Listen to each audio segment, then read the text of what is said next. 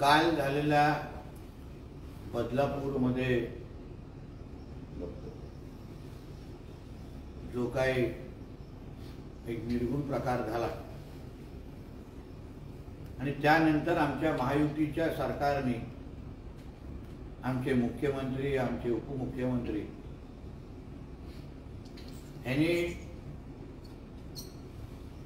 जे काय ऍक्शन घ्यायला सुरू केलेले आहे, एका बाजूला SIT स्थापन झालेली आहे आणि सरकार म्हणून सगळ्यांचं एक स्पष्ट मत आहे की कुठल्याही परिस्थितीमध्ये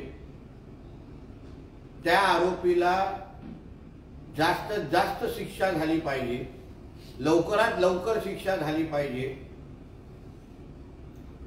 आणि फाशीच्या शिवाय दुसरा कुठलाही पर्याय असता कामा नये, ही भूमिका आमच्या सगळ्यांचीच आहे।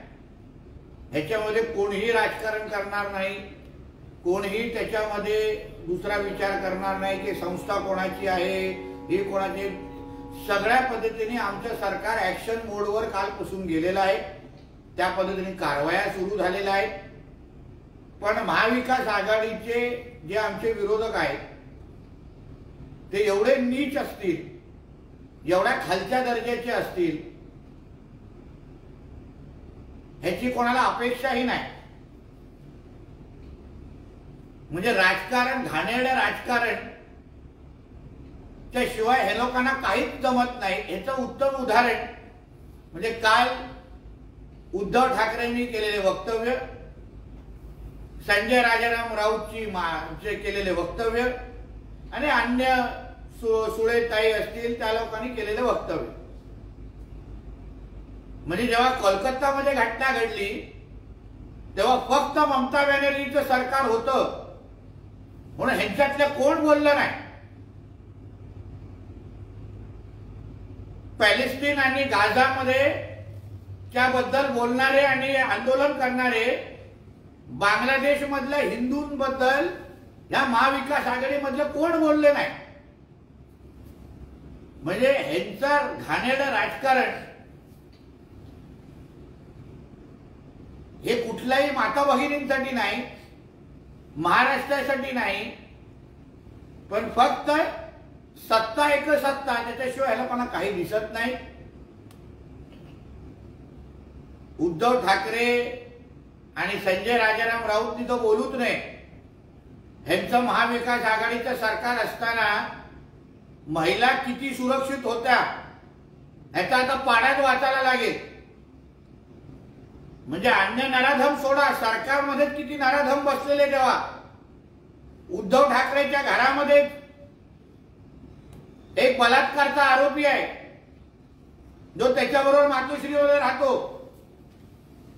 हा संजय राजाराम राऊत। ह्यांनी आता लाडकी डॉक्टर योजना राबवली पाहिजे, कारण ह्याच्याच माध्यमातून एका डॉक्टर महिलेला कसा छळ होतो हे तिने सातत्याने पोलिसांना सांगितलेलं आहे। आणि हे अन्य माता भगिनींबद्दल बोलण्याची ह्यांची लायकी तरी आहे का? आमचं सरकार कोणालाही ह्याच्यामध्ये सोडणार नाही आणि जे काही आरोपी आहेत त्यांना फाशीवर पोहोचवण्याशिवाय आम्ही गप्प बसणार नाही, एवढं स्पष्ट भूमिका आहे। तर संजय राऊत असं म्हणतात ज्या शाळेत ही घटना घडली ती भाजपच्या संबंधित आहे, दुसऱ्या पक्षाची संबंधित असती तर देवेंद्र फडणवीस आणि त्यांचे महिला मंडळ शाळेच्या पायऱ्यावर जाऊन पत्तल मारून बसले। मी काय बोलतो, असेल भाजपच्या संबंधित, असतील त्याच्यात, पण शाळेतले संबंधित आमचे असले तरी आम्ही काय कारवाई करायचं थांबलेलो नाही। तुझ्या मालकासारखे आम्ही नालायकांसारखं सरकार चालवत नाही।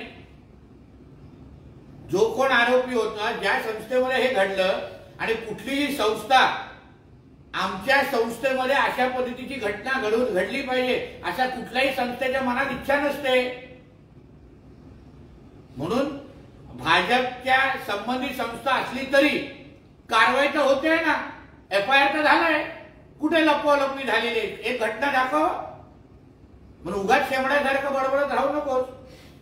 संजय राऊत असंही म्हणतात की जेव्हा अशा घटना घडतात तेव्हा न्यायालय दखल घेतात. कालच्या घटनेनंतर न्यायालयाने का दखल घेतली नाही? आता हा एवढा दीड शाणा झाला आहे की आता न्यायालयाला पण हा मार्गदर्शन करायला सुरू झालेला आहे. म्हणजे आता न्यायालयाच्या वरती अजून एक खुर्ची लावा आणि तिथे या संजय राजाराम राऊत नावाच्या माकडाला बसवा. ते न्यायालयाला सांगून दे की बाबा असं करा तसं करा. देवेंद्र फडणवीस यांनी SIT स्थापन केली, पण या आधीच्या अनेक SITया रद्द केल्या गेल्या असं संजय राऊत म्हणतात. आता संजय राजाराम राऊतनी SIT स्थापन मध्ये कुठली PhD केली असेल तर ती PhD वाचायला आम्हाला द्यावी. असंख्य SIT स्थापन झाल्यानंतर त्या बाबतीमध्ये त्या संबंधित वर्गाला न्याय भेटलेला आहे अशी 100 तरी उदाहरणं आहेत. नुसतं राजकारण करायचं, नुसते आरोप करायचे. यांच्या घरात अगर पाणी नाही आलं तरी पण हे लोक फडणवीस साहेबांचा राजीनामा मागतील. बरं झालं यांच्या घरातली मुलांची लग्न व्हायला सुरू झालेली आहे, नाहीतर तेव्हासाठी पण फडणवीस साहेबांचे राजीनामा मागतील. म्हणून SITच्या माध्यमातून निश्चित पद्धतीने न्याय भेटेल एवढा माझा ठाम विश्वास आहे. संजय राऊत असंही म्हणतात की मुख्यमंत्री शिंदे म्हणाले की ही केस फास्ट ट्रॅक कोर्टात चालू. पंतप्रधान बदनाम बलात्काराच्या प्रज्वल रेवन्नाच्या प्रचाराला घेते असे नेतृत्व महाराष्ट्र सरकार मान्य करते. त्याकडून काय अपेक्षा? कालचा आक्रोश हा तुझ्या मालकाचा मुलगा हा दिशा सालियांच्या बलात्कार केस मधला एक संशयित आरोपी आहे. तो तुमच्या गाडीला मांडीला मांडी लावून कसा चालतो? दुसऱ्यांचे प्रकरण बोलण्या अगोदर तुझ्या मालकाचा मुलगा हा शक्ती कपूरच्या रोलमध्ये आहे. त्याच्यावर दिशा सालियांच्या बलात्कारचा आरोप आहे. त्याला तुम्ही मांडीवर घेऊन सगळीकडे फिरवता. मग दुसऱ्यावर आरोप करण्याची नैतिक पात्रता तुमची आहे का? गिरीश महाजनांच्या एका स्टेटमेंटवरून संजय राऊत असं म्हणतात की गिरीश महाजन असंही म्हणतील ज्या मुलींवर अत्याचार झाला त्या देखील विरोधकांनी मॅनेज केल्या असतील. गिरीश भाऊ महाजन साहेबांनी जो काल धाडस दाखवला, जाऊन तिकडची संवाद साधला ना, ते कधीच या संजय राजाराम राऊत आणि उबाटावाल्यांना जमणार नाही. शेवटी जनता ही आक्रोश करत होती आणि त्यांच्या समोर जाऊन तुमचं हक्काचं सरकार आहे आणि तुमचं सरकार हे तुमच्या बरोबर आहे हे बोलण्याची ताकद ही आमच्या गिरीश महाजन साहेबांमध्ये आहे. म्हणून काय नाही तरी चांगले गुण गिरीश महाजन साहेबांचे चांगले गुण संजय राजाराम राऊतनी घ्यावे असाही मैत्रीचा सल्ला देत. कारण बदलापूरचं वार्तांकन करणाऱ्या पहिल्या पत्रकाराच्या विरुद्ध अर्वाच्य भाषेच्या मात्रे बोलले. त्या संजय राऊत म्हणतात की शिंदे गटाच्या ह्या चेल्यांवर सुद्धा कारवाई व्हायला हवी. ते प्रकरण आता कुठला अगर त्या महिलांनी अगर तक्रार दिली महिला पत्रकार आहे तर निश्चित पद्धतीने कारवाई होईल. पण तुझ्या बाबतीमध्ये एका डॉक्टर महिलांनी जी काही तक्रार देते त्याच्यावर कधी कारवाई होणार ते पहिले सांग. अन्य पत्रकार महिलांबद्दल विचार करण्या अगोदर तुझ्याबद्दल जे 100 ते तक्रारी तरी एका डॉक्टर महिलांची आहेत त्याबद्दल कारवाई कधी होईल आणि त्याच्या समोर तू कधी जाणार या बाबतीमध्ये सवाल थोडं तिला धमकवण्याचा जरा प्रकार कमी कर. साहेब, काल संजय राऊत आणि उद्धव ठाकरे यांनी काँग्रेसचा शेला गळ्यात घातला. अहो तुम्ही फक्त शॉलची काय बोलताय? त्यांच्या अंतर्वस्त्रावर पण आता हाताचा पंजा आहे. तुम्हाला नुसतं बाहेरची शॉल दिसली. त्यांना तुम्ही थोडा अगर त्यांना सांगितलं असतं की बॉडी बिल्डिंग कॉम्पिटिशन सारखं जरा हात असे करा, त्यांच्या अंतर्वस्त्रावर पण इथे मध्ये हाताचा पंजा आहे. तुम्ही उद्धव ठाकरेला कमी समजू नका. 100% धर्मांतर झालेला आहे विषय. काल बदलापूरची घटना नुकती ताजी असताना काल रात्री अकोल्यामध्ये गुन्हा दाखल झालाय. 6 मुलींवर एका शिक्षकाने लैंगिक अत्याचार केलेल्याची घटना घडते. बघा अशी कुठला मुलींच्या सुरक्षेचा शाही लक्षात घ्या. लगेच कारवाई होत आहेत की नाही? कन्व्हिक्शन रेट बघा कसा आहे. जिथे जिथे अशा पद्धतीचे नराधम हिम्मत करून आमच्या माता भगिनींच्या काही अशा हरकती करतायत त्यांच्यावर लगेच ऍक्शन होते, लगेच FIR होत आहेत, लगेच अरेस्ट होत आहेत. मग बदलापूर असो की तुम्ही बोलण्याप्रमाणे आता अकोला असो, तिथे लगेच अरेस्ट आणि FIR होत असतील तर ह्यालाच सरकारी ऍक्शन म्हणतात ना. याबद्दल तुम्ही गृह मंत्रालयाचं कौतुक करायला पाहिजे.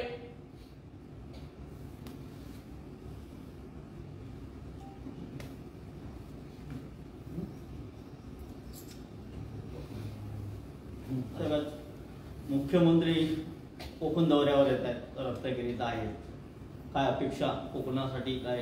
रत्नागिरीच्या दौऱ्यावर मी ऐकलं मुख्यमंत्री आहेत आणि दोन्ही उपमुख्यमंत्री आहेत. मुख्यमंत्री साहेबांच्या आमच्या महायुतीच्या सरकारने कोकणासाठी तसं भरभरून दिलेलं आहे. म्हणजे ह्या 2.5 वर्षाच्या कारकिर्दीमध्ये अगोदरच्या महाविकास आघाडीच्या सरकारने जे आमच्या कोकणाकडे दुर्लक्ष केलं, कोकणाला अंधारात टाकलं, त्याच्यापेक्षाही दुप्पट आमच्या या महायुतीच्या सरकारने दिलेलं आहे.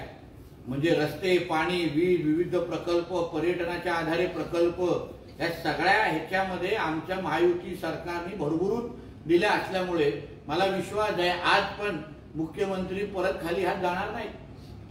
साहेब, कोकणातले 2 मंत्री जुंपलेले आहेत, सगळीकडे ती चर्चा आहे. म्हणजे महायुतीत आलबेल नसल्याचं हे रामदास कदमजी अजून मंत्री नाही आहेत. कोकणात सहकारी पक्षाचे नेते आहेत.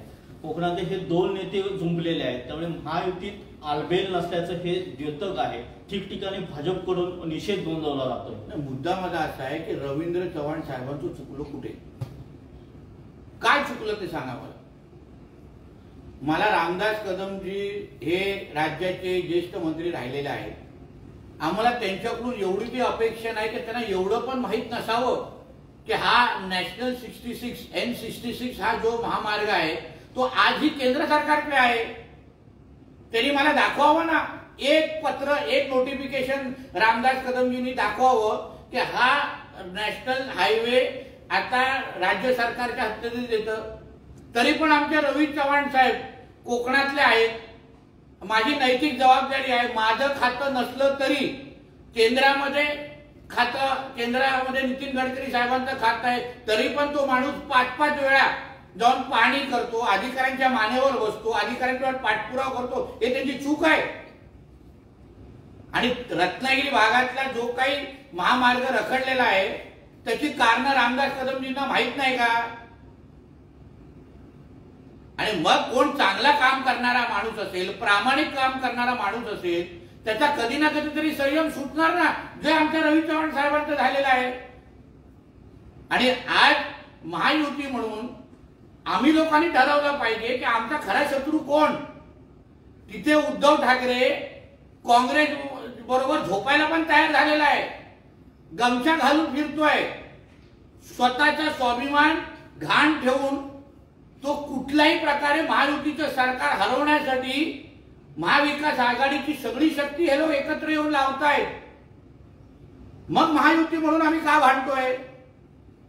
मग आम्ही लोकांनी एकत्र येऊन चला केंद्र सरकारकडे आपले आहेत, आपले विचाराचे खासदार निवडून आलेले आहेत, चला आपण एक शिष्टमंडळ घेऊन जाऊ नितीन गडकरी साहेबांकडे किंवा पंतप्रधानांकडे, सगळे आम्हाला लोकप्रतिनिधी, आमदारांना, खासदारांना एकत्र करा आणि जाऊ आपण केंद्र सरकारकडे, सांगू इकडच्या मुंबई गोवाची परिस्थितीच्या बद्दल माहिती देऊ.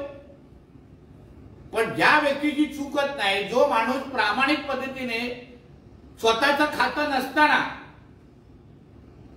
रस्त्यावर जातोय, पाहणी करतोय, अधिकाऱ्यांच्या मानेवर बसतोय, तुम्ही त्यालाच आरोपीच्या कटड्यांमध्ये उभं करता. मग ह्या गोष्टी भारतीय जनता पक्ष म्हणून कोणच सहन करणार नाही. आणि कशाला आम्ही सहन करावं? कोकणातली कुठली निवडणूक ग्रामपंचायतीपासून ते खासदारीपर्यंत भारतीय जनता पक्षाच्या शिवाय कोण निवडून येऊ शकतं का? आमच्या मतांच्या शिवाय ग्रामपंचायत तरी आमचे मित्र पक्ष जिंकू शकतात का? आणि तेव्हा अडीअडचणीच्या काळात तुम्हाला रवींद्र चव्हाणच लागतात, तेव्हा चव्हाण साहेब जाऊन तिथे उभे राहतात. म्हणून शेवटी संयमी आणि शांत असलेले आमचे रवी चव्हाण साहेबांचं राग येणं हे साजेसे आहे, योग्य आहे. म्हणून आपला खरा शत्रू मग शिवसेना असो, बीजेपी असो, राष्ट्रवादी काँग्रेस असो, आमचा खरा शत्रू महाविकास आघाडी आहे. शिंदे साहेबांनी केलेलं बंड, शिंदे साहेबांनी केलेला उठाव, ह्याला खऱ्या अर्थाने न्याय द्यायचा असेल तर कुठल्याही शिवसेने नेत्यांनी आपसात भांडू नये. महायुती म्हणून आपण जेवढं ताकदीने एकत्र राहू, कारण का कोकणातल्या जनतेने लोकसभेच्या काळात महायुतीला आशीर्वाद दिलेला आहे. आमचे सगळे उमेदवार निवडून आलेले आहेत, सगळे खासदार महायुतीचे आहेत, मग आम्ही कशाला आपल्यात भांडतोय? आणि ही परिस्थिती, नॅशनल हायवेची परिस्थिती निश्चित पद्धतीने बदलेल. आमचे केंद्र सरकारबरोबर राणेसाहेब बोलतायत, सुनील तटकरे साहेब बोलतायत, रवींद्र चव्हाण साहेब बोलतायत, आमचे मुख्यमंत्री साहेब पण वरती चर्चा चालू की परिस्थिती बदला. मग खालची अशा पद्धतीची भूमिका घेणं हे नैतिकतेला धरून नाहीये. साहेब, रवींद्र चव्हाण भाजपचे मंत्री आहेत, आपण त्यांची बाजू घेणं स्वाभाविक आहे. तुम्ही आता वक्तव्य केलात की रवींद्र चव्हाणांची यात काय चूक? रवींद्र चव्हाण गेली काही वर्ष दरवर्षी गणपतीला सांगतात की गणपतीपूर्वी हा महामार्ग पूर्ण होईल. दरवर्षी पाहणीचा फास्ट करतात, दरवर्षी हे स्टेटमेंट देतात.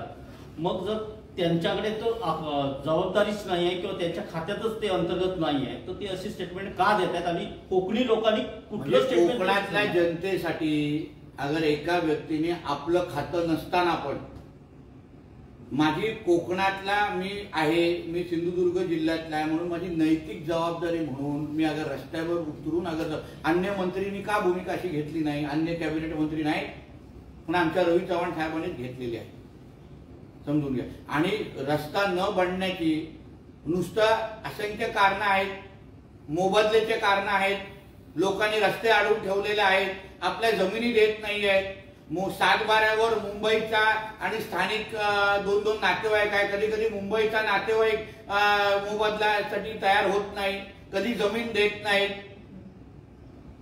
या सगळे कारणांच्या मुळे तो रस्ता रखडलेला आहे. एक रवी चव्हाण साहेब, आणि जो माणूस स्वतःच्या पदाची आणि स्वतःच्या पदाच्या बाउंड्रीच्या बाहेर जाऊन अगर मदत करत असेल आणि उभं राहत असेल तर तुम्ही फार बोलण्याचा नैतिक म्हणजे ते चुकीचं आहे ना.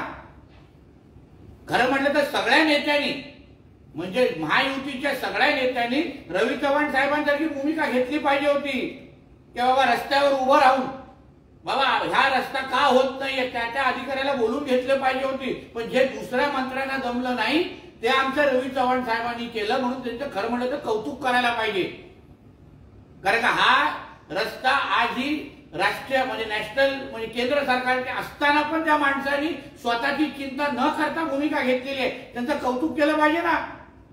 उलटात तुम्ही त्यांना आरोपीच्या कटऱ्यामध्ये उभं करताय, ते चुकीचं आहे. साहेब, कौतुक करण्यासाठी तो रस्ता व्हायला हवा. रवींद्र चव्हाण दरवर्षी गणपतीला सांगतात की यावर्षी पूर्ण होईल. कोकणी जनतेसमोर प्रश्न आहे की नेमकं मंत्री महोदयांवर विश्वास ठेवायचा तरी कसा? हो, पण जो करतोय त्याच्यात त्याला टीका करू नका. तो प्रयत्न तरी माणूस करतोय. एक लेन तरी सुरू केला, असं नाही का काय सुरू, एक लेन सुरू केलाय, 12 वर्ष झाली. हो, सगळ्यात आम्ही लोकांनी त्या पद्धतीने आज आमच्या सिंधुदुर्गचा सगळा रस्ता कसा तयार झालाय आम्ही केला ना. असं नाही का नाही झालेला आहे. तोच आता त्यासाठी 2024ला लोकसभेमध्ये नॅशनल हायवे सिंधुदुर्ग सारखाच रत्नागिरीचा करा यासाठीच लोकांनी नारायण राणे साहेबांना निवडून दिलेला आहे ना. कारण का केंद्रामध्ये योग्य प्रतिनिधी पाठवण्यासाठी, कारण का विनायक राऊत कुचकामी निघाले, म्हणून आता येणाऱ्या दिवसामध्ये तुम्हाला राणे साहेबांचे गडकरीजींची याच्याबद्दल बैठकी झाली आहे, पाठपुरावा सुरू आहे. म्हणून जे काम करणारे आहेत ना तुम्ही त्यांच्यावर टीका करू नका. जे घरी बसून नुसतं उगाच मजा बघणारे आहेत ना त्यांच्या कधीतरी जाऊन विचारा की तुम्हालाही कोकणातल्या जनतेने मतदान केलंय ना, तर तुम्ही रस्त्यावर का उतरत नाही? हे जे मंत्री पद भेटलेली आहेत, हे आमदारकी भेटलेले, हे कोणामुळे भेटले आहेत? कोकणातल्या जनतेमुळेच भेटलेले आहेत ना. तर त्यांनाही कधीतरी जाब विचारला पाहिजे की नाही. उगाच नुसतं रवी चव्हाणजींना टार्गेट करणं हे नैतिकतेला धरून नाहीये. साहेब, कालच्या बदलापूरच्या ठिकाणी मुख्यमंत्री लाडकी बहीण योजनेला टार्गेट करण्याचा प्रयत्न होता असं वाटतंय का? कारण त्या दोन्ही विषयाचा संबंधच नाही काय. एका बाजूने आमच्या राज्यातल्या लाडकी बहिणीला आम्ही आर्थिक सक्षम करतोय, दुसऱ्या बाजूला आम्ही आमच्या लाडकी बहिणीची सुरक्षेची पण काळजी घेतोय. म्हणून तुम्ही बघा किती तत्परतेने तिथे FIR लॉन्च झाला, किती तत्परतेने तिथे लोकांवर कारवाया सुरू झाल्या, संस्थेच्या लोकांवर FIR झाले, किती तत्परते झाल्या हे तुम्ही डोळ्यांनी पहा ना. म्हणून लाडली बहीण योजनाच्या त्याच्याबरोबर संबंध जोडणं हे विरोधकांच्या मनामध्ये लाडली बहीण योजनाबद्दल असलेली भीती आहे, त्याच्यामुळे त्या योजनेची बदनामी करण्याचा कार्यक्रम सुरू आहे.